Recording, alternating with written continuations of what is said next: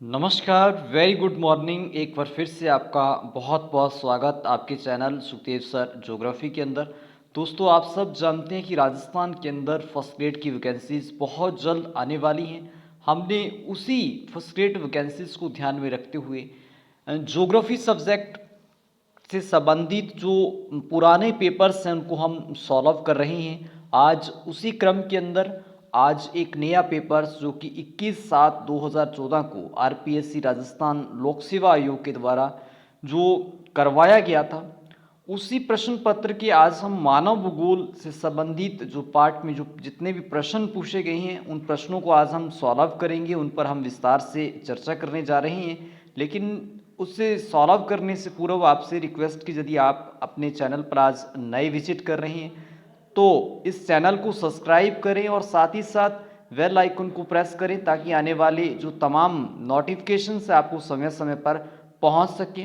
दोस्तों, आइए चलते हैं प्रश्न नंबर 1 की चर्चा करते हैं। मानव भूगोल के प्रश्न नंबर 1 तो 2014 के अंदर जो प्रश्न पूछा गया था, एक ये डेफिनेशन पूछी गई, बहुत ही इंपॉर्टेंट डेफिनेशन है। प्रश्न नंबर 1 की चर्चा करते हैं। मानव भूगोल अस्थिर पृथ्वी और क्रियाशील मानव के बीच परिवर्तन संबंधों का अध्ययन है। यह परिभाषा किसने दी थी? बहुत ही इंपॉर्टेंट। मानव भूगोल अस्थिर पृथ्वी और क्रियाशील मानव के बीच जो परिवर्तन होते हैं उनके जो संबंधों का अध्ययन, यह मानव भूगोल है। ऐसी परिभाषा कौन से राइटर ने दी थी, कौन से भूगोलवेता ने दी थी? Option A Ratzel, option B Vidal de Blache, option C कुमारी सैंपल, जस्ट डी हर्टिगटर ने दी थी। तो दोस्तों, हम चर्चा करें इस प्रश्न पे। यदि मानव भूगोल की जो डेफिनेशन थी, जिसने मानव भूगोल को अस्थिर पृथ्वी और क्रियाशील मानव के बीच परिवर्तन संबंधों का अध्ययन बताया है, इन सब संबंधों का जो अध्ययन मानव भूगोल है, तो ये डेफिनेशन कुमारी सैंपल ने दी थी। दोस्तों, आप जानते हैं कि कुमारी सैंपल रेटजल की शिष्या थी। ये एक अमेरिकी भूगोलवेता थी जिसने रेटजल से जर्मनी में जाकर शिक्षा ली और उसके बाद, लेकिन ये जो भूगोलवेता थी ये अमेरिका की भूगोलवेता थी, इन्होंने ही ऐसी डेफिनेशन मानव भूगोल को दी थी। तो इसलिए हमारा यहाँ पे करेक्ट आंसर होगा कुमारी सैंपल, सी ऑप्शन।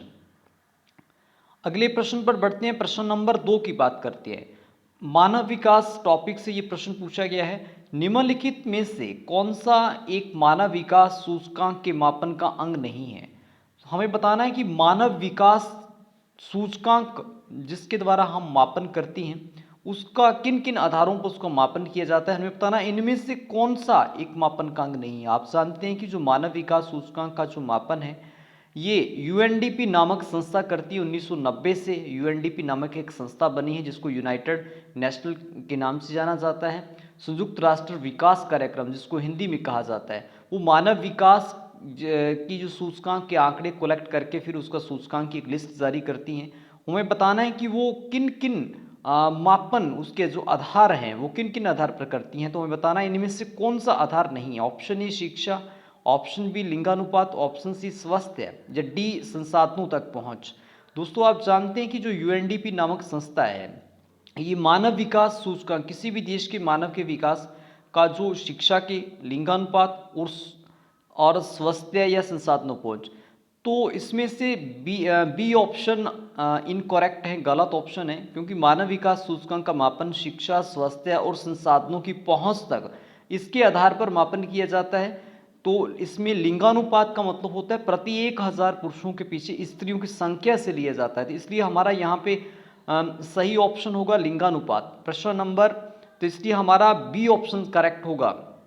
प्रश्न नंबर 3 की बात करते हैं। व्यापार लेसन से, जो अंतर्राष्ट्रीय व्यापार लेसन है फर्स्ट ग्रेड टॉपिक के अंदर, उससे ये प्रश्न पूछा गया। बहुत आसान सा सिंपल सा प्रश्न पूछा गया है। फुटकर व्यापार किस वर्ग की आर्थिक क्रिया है? ऑप्शन ए प्राथमिक, ऑप्शन बी द्वितीयक, ऑप्शन सी तृतीयक या डी चतुर्थक। हमें बताना है कि जो व्यापार से संबंधित जो क्रिया है ये कौन से कार्यों के अंदर आती हैं? प्राथमिक में आते हैं, द्वितीयक के अंदर आते हैं, तृतीयक के अंदर आते हैं, तो चतुर्थक के अंदर आते हैं।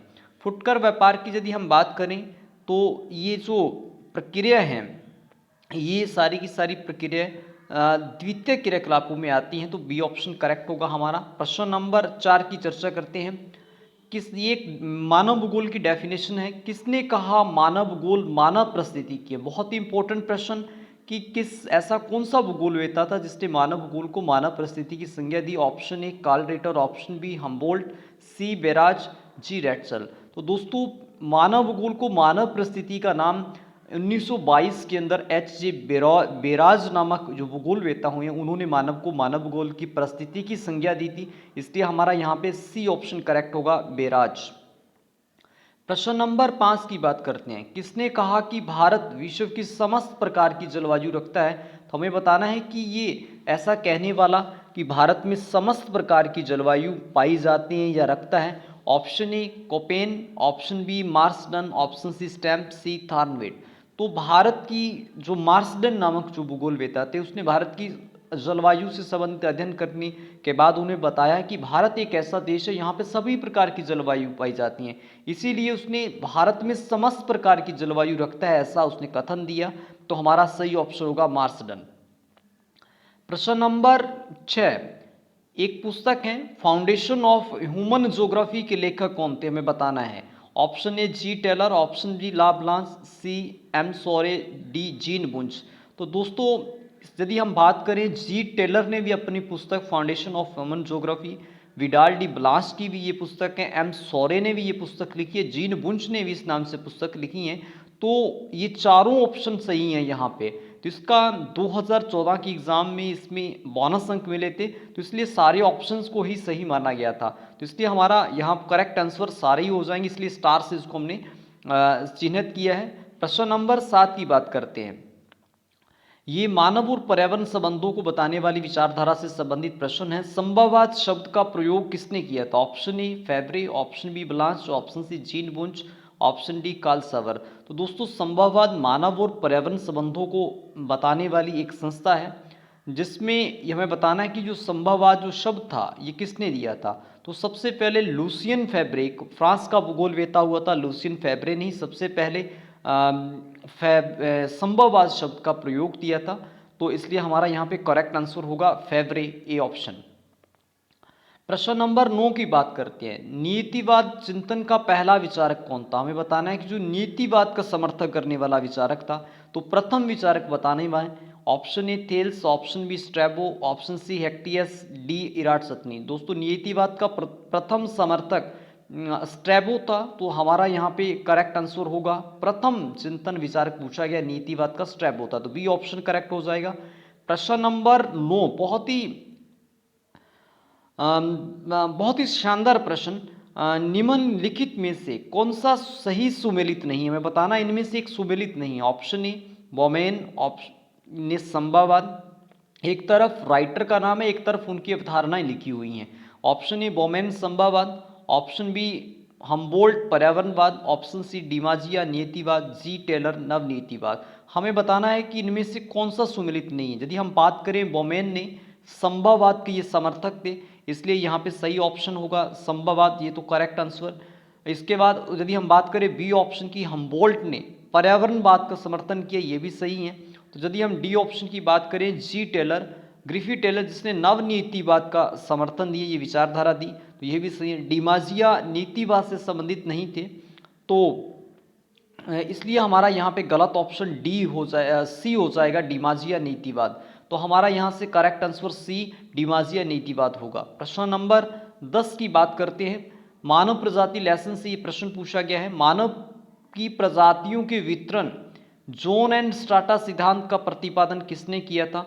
दोस्तों मानव प्रजातियों का वितरण कहाँ कहाँ पे फैलाव पाया जाता है उससे संबंधित एक सिद्धांत दिया गया जिसका नाम था जोन एंड स्ट्राटा सिद्धांत। हमें बताना है इसका प्रतिपादन किसने किया था। Option A Huntington, option B Taylor, option C Carl Sauer या टीवार थे। तो दोस्तों अब यदि हम बात करें मानव प्रजातियों के वर्गीकरण से संबंधित, उनके वितरण से संबंधित जोन एंड स्ट्राटा, प्रवास एक कटिबंध नामक सिद्धांत, जिसको प्रवास एक कटिबंध नामक सिद्धांत भी कहा जाता है, या इसको अंग्रेजी में जोन एंड स्ट्राटा सिद्धांत भी कहा जाता है, जिसमें बताया कि मानव प्रजातियां कहाँ कहाँ पे रहती थी, उसका वितरण कहाँ कहाँ पाया जाता।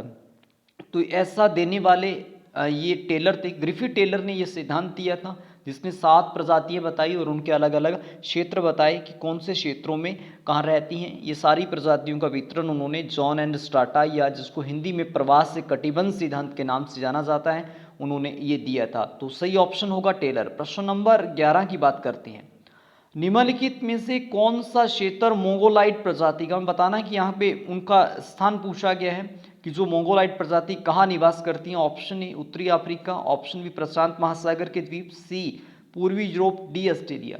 यदि हम बात करें तो जो मोंगोलाइट प्रजाति हैं वो प्रशांत महासागर के लगभग आसपास के जो द्वीप में वहाँ पे वो निवास करती हैं, इसलिए यहाँ पे हमारा सही ऑप्शन होगा बी प्रशांत महासागर के द्वीप। प्रश्न नंबर 12 की बात करते हैं। भूगोल एक संश्लेषण विज्ञान है, यह किसने परिभाषित किया। यहाँ भूगोल की एक डेफिनेशन दी रही है, हमें बताना है कि इसने कहा था कि संश्लेषण विज्ञान है, यह किसने परिभाषित किया था। Option A Ackerman, option B P Haggett, D David Harvey या डी डिमाजिया। भूगोल एक संश्लेषण विज्ञान, भूगोल को संश्लेषण विज्ञान की संज्ञा देने वाले पी हैगट थे, इसलिए सही ऑप्शन बी हो जाएगा हमारा। अगले प्रश्न की ओर बढ़ते हैं। प्रश्न नंबर 13 बहुत ही इंपॉर्टेंट और कई परीक्षाओं में ये पूछा जा चुका है। कार्ल सावर ने भूगोल की किस शाखा में अपना महत्वपूर्ण योगदान दिया था, हमें बताना है। ऑप्शन ए समुद्र विज्ञान, ऑप्शन बी संस्कृति भूगोल, ऑप्शन सी राजनीतिक भूगोल, डी भूआकृतिक विज्ञान। दोस्तों कार्ल सावर ने जो भूगोल की सांस्कृतिक भूगोल की शाखा थी, इससे संबंधित उन्होंने एक पुस्तक भी लिखी कल्चर ज्योग्राफी, और इसी शाखा के अंदर ही उन्होंने सबसे ज़्यादा इन्होंने अपना योगदान दिया। तो हमारा करेक्ट आंसर होगा बी सांस्कृतिक भूगोल। प्रश्न नंबर 14 की बात करते हैं।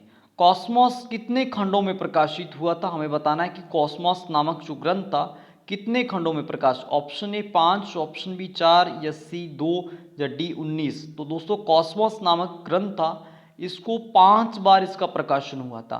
पहले इसका कुछ पार्ट फिर उसमें ऐड किया गया, फिर सेकंड पार्ट, इस तरीके से 1 2 3 4 और 5 पार्टों में पूरा जो कॉस्मोस ग्रंथ था इसको प्रकाशित किया गया। ज्योग्राफी से रिलेटेड था, तो इसलिए हमारा ऑप्शन ए करेक्ट होगा 5। आज का अंतिम प्रश्न की बात करते हैं, बहुत इंपॉर्टेंट प्रश्न। ऊंचाई व जलवायु में अंतर संबंध स्थापित किया था, हमें बताना है कि ऊंचाई और जलवायु के अंदर अंतर संबंध की, ऊंचाई के साथ और जलवायु में दोनों में संबंध पाया जाता है, और ये संबंध बताने वाले कौन थे, हमें बताना है। Option B Hartshorne, option B Humboldt, option C Ritter या डी रेटसल। तो दोस्तों हम्बोल्ट ने ऊंचाई और जलवायु से संबंधित अंतर संबंध स्थापित किया था, इसलिए करेक्ट आंसर होगा बी ऑप्शन हमारा करेक्ट होगा। और ये थे आज के प्रश्न जो 2014 के मानव भूगोल के सेट में पूछे गए थे। आपको कैसे लगे इस पर अपनी प्रतिक्रिया भी दें, और आप और इसमें क्या सुधार करना चाहते हैं, अपना कोई और सुझाव देना चाहते हैं तो वो भी सुझाव भी दें, और साथ ही साथ अपने दोस्त मित्रों के साथ चैनल को सब्सक्राइब करें और साथ ही साथ शेयर करें। बहुत बहुत धन्यवाद वीडियो को वॉच करने के लिए।